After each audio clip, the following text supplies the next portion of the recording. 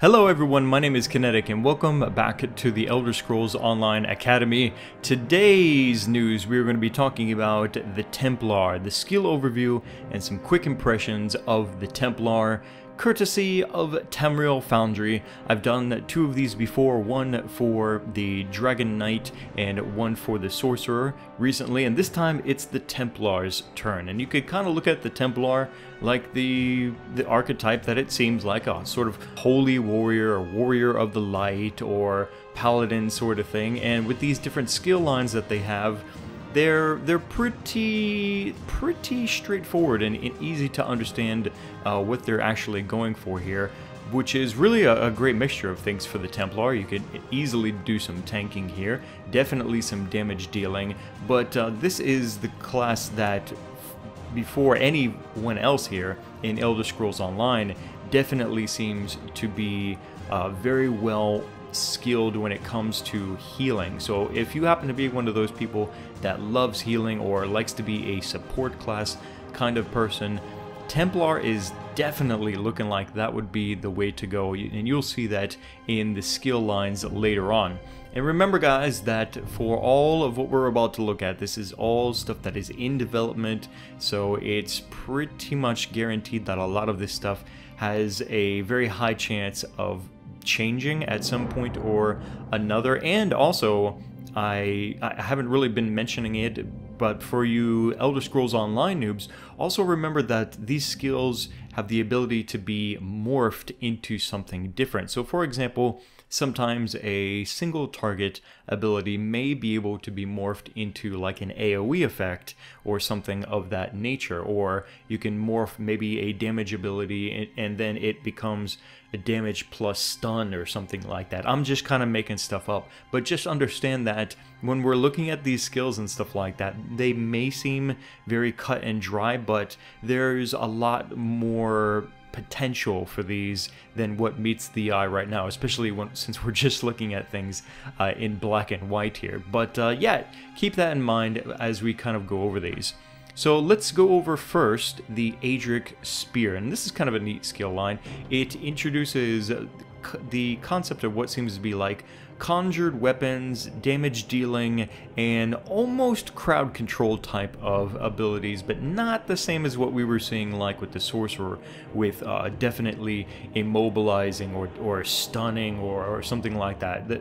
The way the Sorcerer seemed to be doing it. This is more of like, it almost seems like interrupt kinds of things with knockbacks or whatever, but only for like probably very short durations. Overall, very interesting. Let's take a look at it. The first, which is the ultimate as usual listed here, we've got Radial Sweep. Sweeps a conjured weapon in a deadly arc, dealing magic damage to all enemies around you. That seems like a very straightforward explanation, and yeah, maybe it might seem a little bit overly simple to just be a damage dealing ultimate, but who knows? I mean, this could be also very flashy looking. I like to imagine it in my head, sweeping a conjured weapon in a deadly arc. That sounds kind of cool.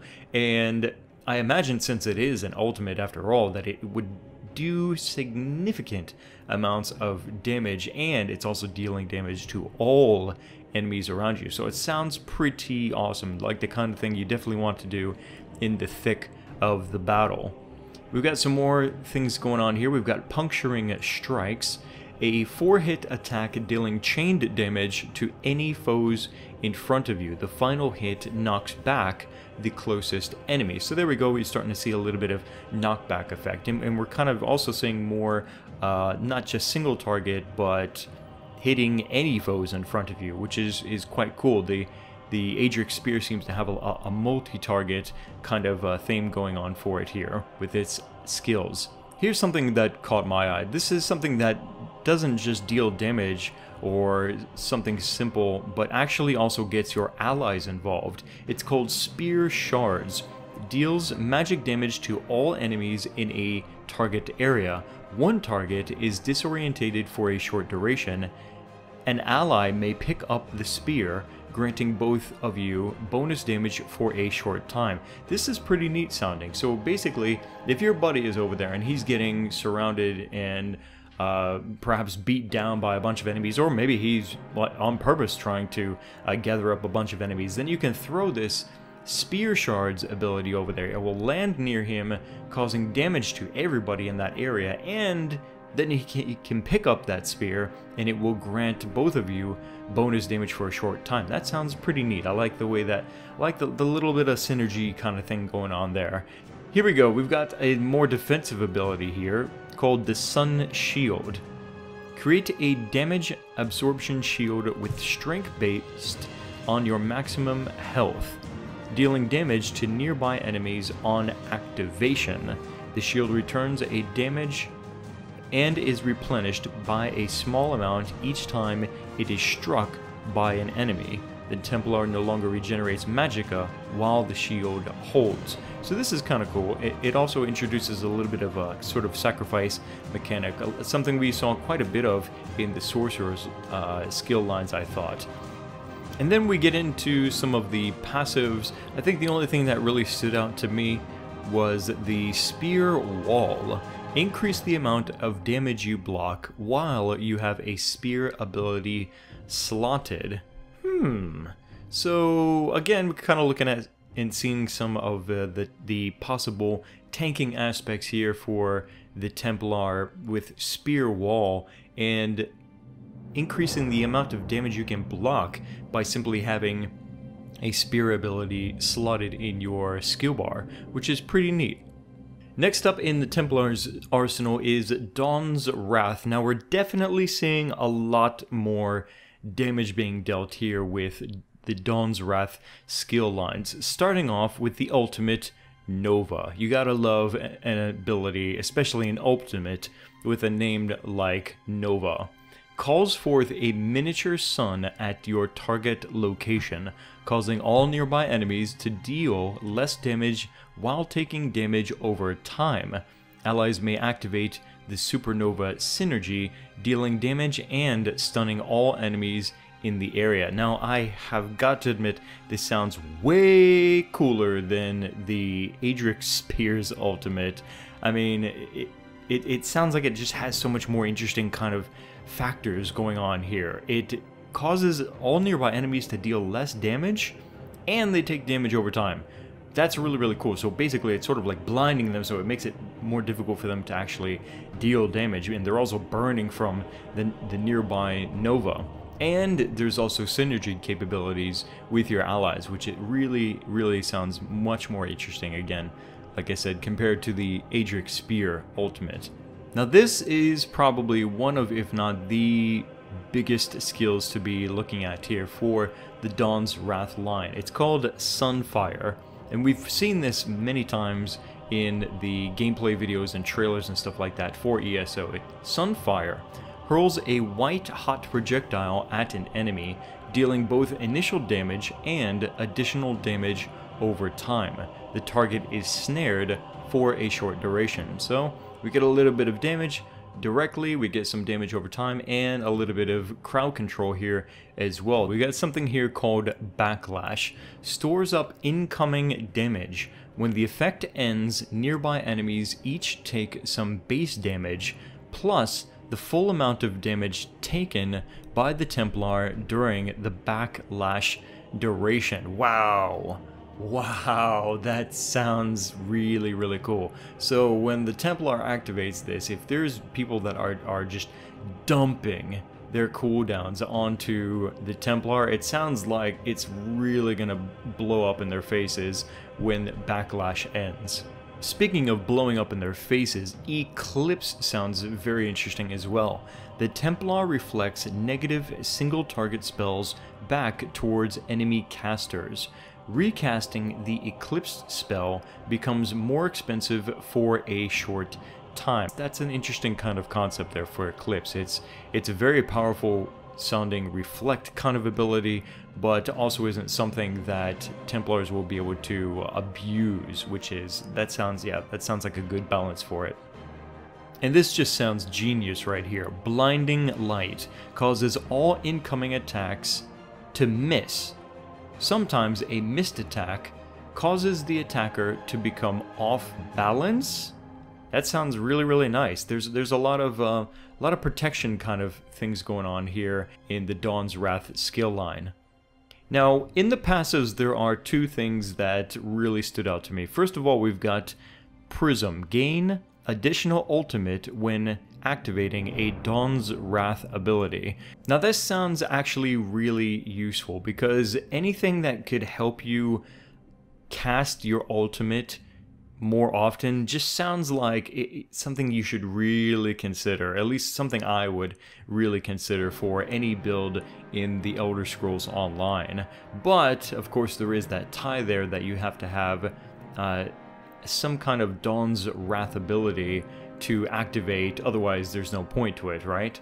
And this is something here that spellcasters would definitely like to take a look at and potentially use. Restoring Spirit. Restore a small amount of magicka when activating an ability. That sounds very nice. So it's almost like you could kind of look at it like you're either restoring or you're basically having the cast amount cost less with Restoring Spirit when it comes to your magicka resource. Definitely worth a look for any spellcaster. And thirdly, we have Restoring Light, and you can already tell right from the title of this skill line that this is going to be more towards the support healing angle of the Templar. We've got the ultimate Rite of Passage. Channels a restorative aura. Nearby allies take less damage while channeling. Heals the caster while channeling. So that's nice. I like that. You are protecting your allies from taking the full breadth of damage that is going their way, and if you happen to be hurt yourself or being hit while you're channeling this, you're also going to be healed while performing Rite of Passage. Pretty sweet. Pretty sweet. We've got a couple of heals here, including Rushed Ceremony and Healing Ritual, which is pretty cool. It's basically single target or AoE healing, but this is something that I would like to bring up. We've got Restoring Aura. When slotted, you have increased stamina and health regeneration. When activated, allies regenerate health and stamina at a faster rate. Nice, nice. That is definitely good for the support kind of angle that some players may be wanting to go for. And who doesn't want, I mean, more stamina and health regeneration if they are going to be on the front lines as well? Restoring Aura definitely sounds nice. Here's another thing that your allies can get involved with when the Templar is using it. Cleansing Ritual instantly removes a negative effect from the caster and heals allies in an area. Allies may activate Purify, removing all negative effects. Huh. Allies may activate Purify. That's an interesting little perk there from Cleansing Ritual. So how does that work? Is it sort of like like a prompt or something like that? Like for a short time you have the ability, if you're an ally of the Templar casting this, that you can activate this Purify and then it removes all negative effects? That's pretty dope right there, man. I have to say, if you're suffering from poison, bleeding, like all these different kinds of negative debuffs and stuff like that, Cleansing Ritual is just, that is a saving grace right there. That is a godsend from a Templar.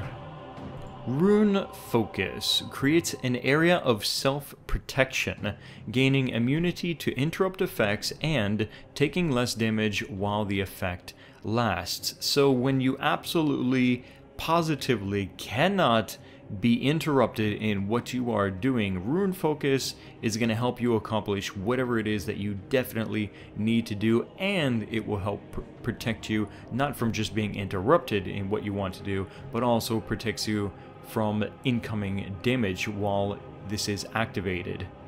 And to wrap things up for the Templars Restoring Light skill line, we're going to look at the passive, and this one definitely stands out to me. We've got Master Ritualist.